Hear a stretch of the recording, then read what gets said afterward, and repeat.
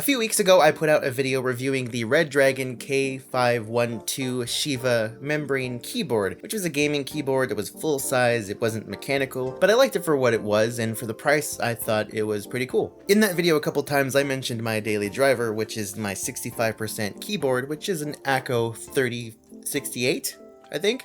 Yeah, Acco 3068. Since I mentioned liking mechanical keys and compact keyboards, Redragon was like, hey, we've got a mechanical compact 60% keyboard that we'd like you to check out if you're down. And I was like, bruh, yes, that would be cool, thank you. And so along came the K530.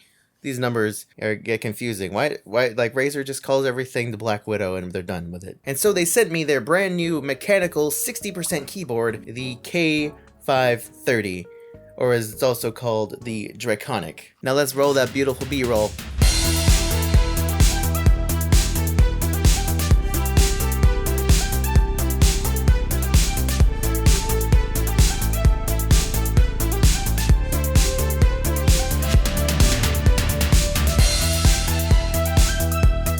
Now just to clear out any confusion, you'll notice I have a blue enter key and a purple space bar. These are not included with this keyboard. I just put them there to customize it for my own personal taste. These came with the Acco 3068. The unboxing experience is pretty much what you'd expect. Keyboard, manual, even another sticker for the old collection. What varies here is the angled USB cable that plugs into the USB port on the keyboard itself, which is interestingly on the side instead of along the back like you'd see on basically any other detachable cable keyboard. Thankfully, it is USB-C. Just to clarify, it's USB-C on the side that plugs into the keyboard.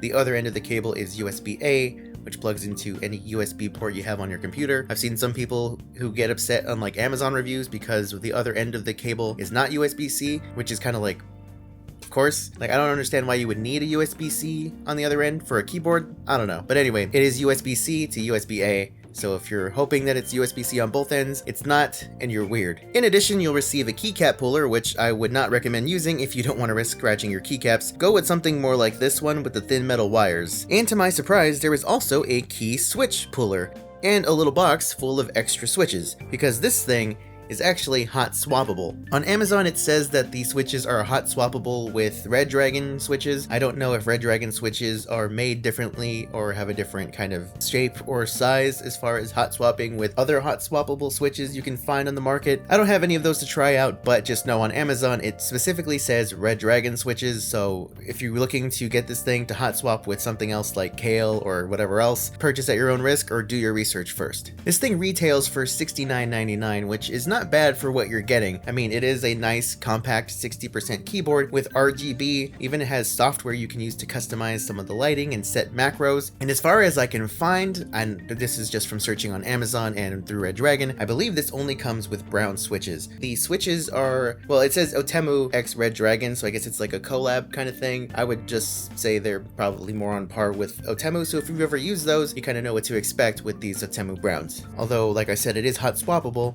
so you could get other switches. In fact, the box of switches that comes in the retail box, it's actually got 4 different switches on it. 1 additional brown switch, a red, a black, and a blue, to give you a little chance to try them out in case you do want to go out and purchase some other kinds of switches to swap out. And I'm sure glad that they did come in the box, because unfortunately the 7 key on the keyboard was like not working. It took me a couple days to notice. I don't know if it was working at first, but I noticed that as I was trying to type out numbers, the 7 key would not register like half the time or more than that. I had to like press it a couple times for it to go. And then I realized, wait, is this switch not working? Fortunately, I was able to swap out with the other brown switch that came in the box, and it works perfectly now. So if you do decide to purchase this thing, I do recommend giving it a good thorough test, making sure that all the switches are working properly every time you press them, and then within, the couple weeks that you first use it, make sure that they're all still working, because if for any reason one of them stops working, you can at least swap one of them out, or you can possibly reach out to Amazon or Redragon or whoever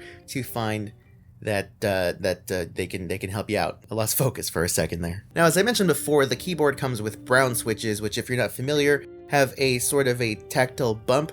They're not loud and clicky like blue switches, but they are not like a super smooth press like red switches like I have on the Echo. There's just like a slight, like you can feel a little bit of a bump when you press down, and it's pretty satisfying. A lot of people love to use brown or blue switches because of the tactile bump when you're typing. For gaming, I typically recommend more linear switches like the reds or the blacks, but brown is nice too. I really like typing on this thing, and gaming on it is not bad at all. It's just not as like smooth as using red switches.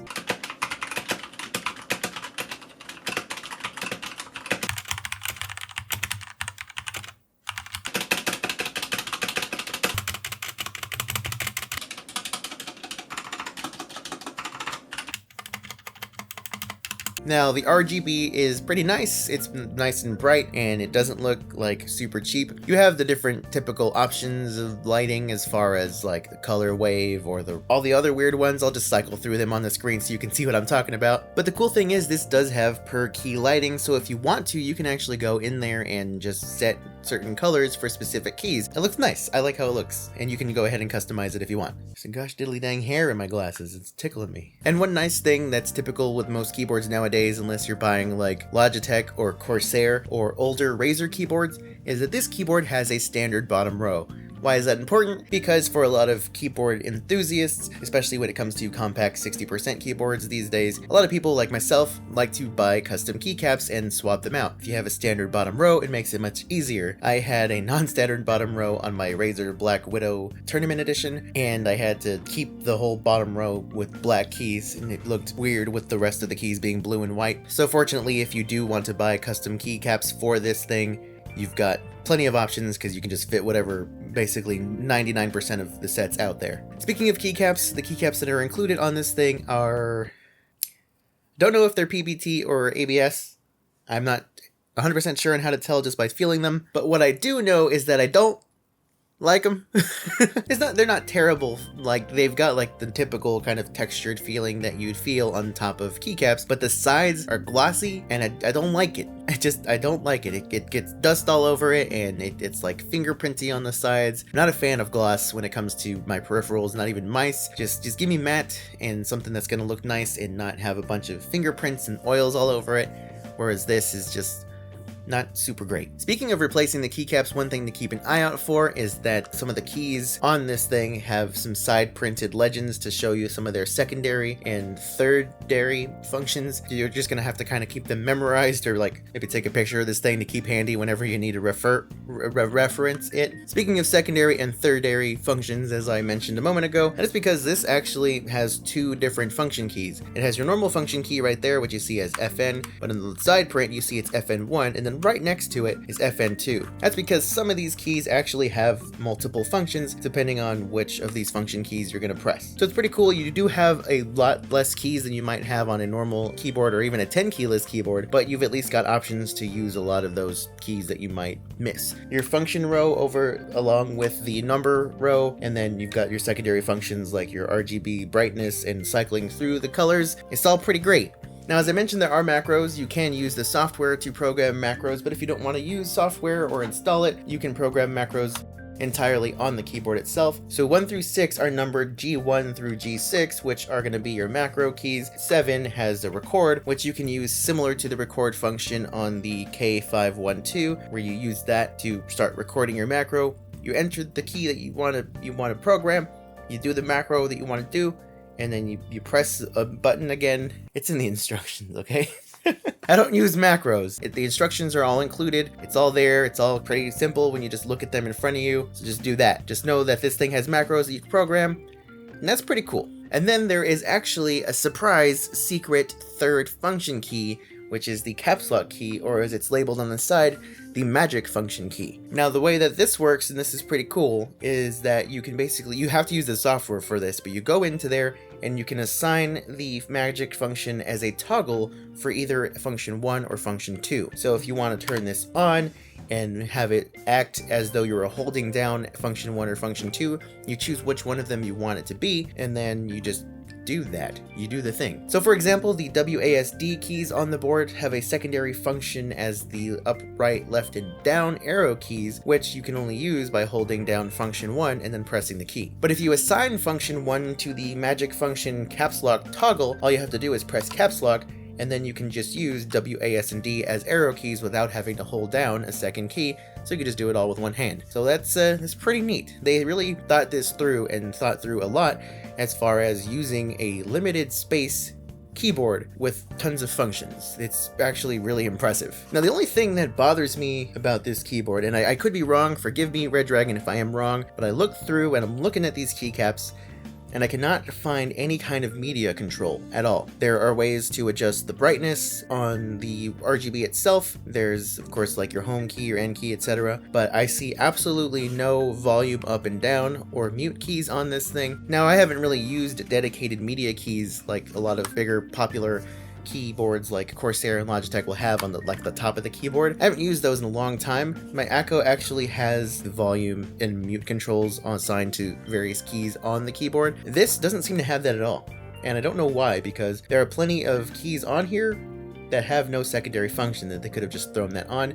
I don't know if it was some kind of conscious choice or some like limitation to what they could program on this thing, but I do not see any media controls at all, so you just keep that in mind. There's always just the option of using your mouse and clicking on stuff on your screen. Oh yeah, so probably pretty important, you might notice that I'm holding this thing without any wires, and it's lit up. That's because, whoa, hello, surprise, this thing has Bluetooth functionality. And not only that, it actually has 3 different connections that you can have via Bluetooth. So think of it as like 3 different Bluetooth slots, if you will, even though it's not an actual physical plug. The way I kind of tested this out, and this is what you could do if you wanted, for example, is I had slot 1 go to my computer, slot 2 go to my iPad, and slot 3 go to my iPhone, and I was able to test it out and type pretty much lag-free. It felt like I was just typing with the keyboard plugged in, and it was able to seamlessly go to my iPad and my iPhone back and forth, all typing on the same document that I shared on my Google Docs, just with the keyboard going to these different devices.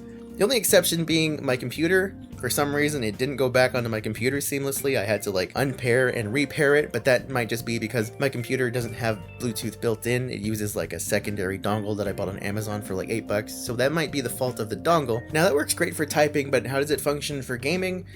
Well, not terribly, actually. I've seen some other reviewers talk about other similarly priced, budget-friendly mechanical Bluetooth keyboards and using the Bluetooth for gaming and saying it's not great. They experience like noticeable delay or lag. There are people who can probably detect that better than I can, but as far as I could tell, in my testing, I didn't really notice any problem. It seemed fine, it seemed normal. The response time seemed pretty much on par with what I'd expect when I have this thing plugged in. Personally, if you want to be on the safe side, especially if you're playing like a competitive online game, then you might want to just stick to having this thing plugged in when you're at your computer anyway. Why would you want to risk any like disconnection issues with Bluetooth when you're playing Overwatch or CSGO or what have you, when you can just plug it in and sit at the same distance you probably would and be fine. Only reason I can see you really using this on Bluetooth on a computer for gaming is if maybe you have a setup where your computer is connected to a TV and you're playing from your couch. That's also an option. You can at least do that and it should be mostly okay. But if you're just at your desk and you can just plug in,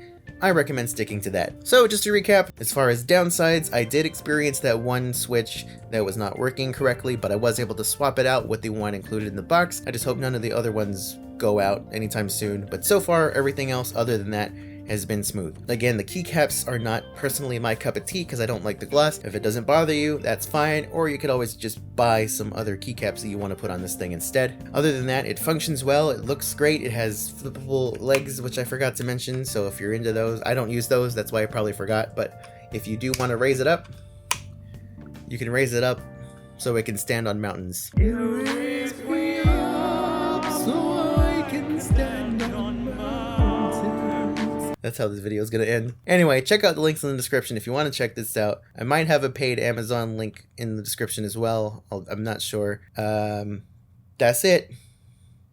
Check it out. Bye-bye now. Can I use the restroom? No, I don't have to use the restroom. That's a foolish question. I'm recording a video.